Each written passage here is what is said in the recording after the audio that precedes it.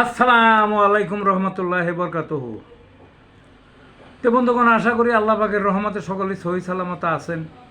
তো কবি খাজ এক্কাসাল ইউটিউব চ্যানেল 017140888509 এর পক্ষ থেকে আপনাদের সকলের প্রতি রইল একান্ত আন্তরিক শুভেচ্ছা ভালোবাসা।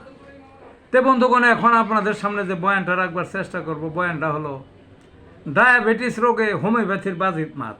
কি? ডায়াবেটিস রোগে হোমিওপ্যাথির বাজিমাত। এই যে ডায়াবেটিস তো বহুল কথিত, সবাই জানে, এবং সবচেয়ে পৃথিবীতে ডায়াবেটিস রোগীর সংখ্যা বেশি।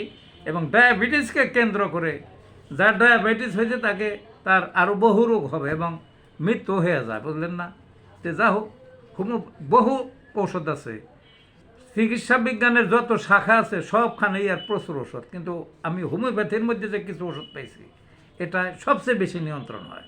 5টা মাদার আমি এখন বলবো হোমিওপ্যাথিকের, কিন্তু এটা প্রাকৃতিক দিয়ে বানিয়েছে। 5টা মাদার প্রত্যেকটা 10 ফোঁটা করে আধা কাপ পানির মধ্যে দিয়ে ওই 3 বেলা আহারের পূর্বে খাইলে পারে এই ডায়াবেটিস সবচেয়ে বেশি নিয়ন্ত্রণে থাকে, এবং কয়েক বছর একটা না খাইতে পারলে ডায়াবেটিস ভালোও হয়ে যেতে। যাই হোক, কি ওষুধগুলো পরিচয় করে দিই।